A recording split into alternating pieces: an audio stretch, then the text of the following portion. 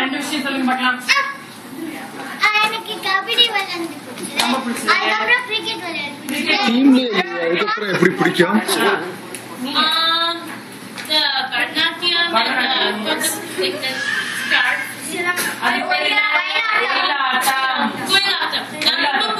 ரொம்ப பிடிச்சதா?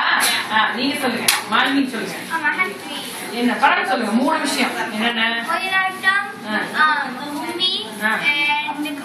கபடி ஓகே. நீங்க ஓகே. உங்களுக்கு கபடி அபி சொல்லு சொல்லு. கபடி கபடி சூப்பர் ஃபேமஸ் போல. நீங்க சொல்லுங்க ரோஷினி. பரதநாட்டியம், வயலாட்டம், கும்மி, கபடி. கபடி அப்புறம் வேற நீங்க சொல்லுங்க. பின்னாடி யா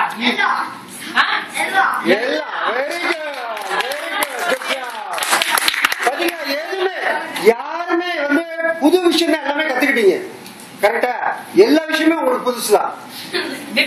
சொல்லுங்க. Vipul go ahead. You like kabaddi? அப்புறம் ஆதித்யா சொல்லுங்க. கபடி சுலபம். Kabaddi cricket pizza okay. அப்புறம் நீங்க எல்லாமே புடிச்சது. சுலபம் பிடிக்கலையா? ஏன் பிடிக்கல? அடிபட்டுட்டே இருந்துச்சா?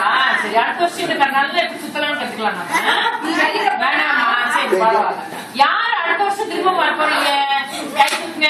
யார் திருப்பி வர போறீங்கன்னு கேட்டாங்க. Okay Maybe not.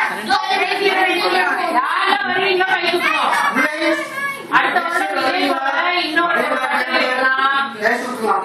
இன்னும் சிறப்பா பண்ணலாம். எல்லாரும் இன்னொன்னு நம்ம முத்தமிழ் விழா கொண்டாட போறோம். இந்த முத்தமிழ் விழால நேற்று லட்சுமி அவங்க வந்து உங்களுக்கு 2 பாடல் சொல்லி கொடுத்தாங்க இல்லையா?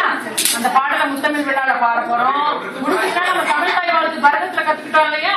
அதையும் நம்ம பண்ண போறோம். வீட்டுல போய் நீ சொல்லி கொடுத்தெல்லாம் மறந்துடாம இந்த பாடல் இந்த பரதநாட்டியம் இதெல்லாம் ஒரு முறை நம்ம மனசுக்குள்ள சுழல விட்டுக்கணும். சரியா? ஓகே. உங்களுக்கு எல்லாருக்கும் பங்கேற்றதுக்கு ஒரு சான்றிதழ் இருக்கு. நான் பேர் சொல்றேன். அவங்க ஒரு இடத்துல வாங்கி போறீங்களா? பின்னாடி பின்னாடி போங்க.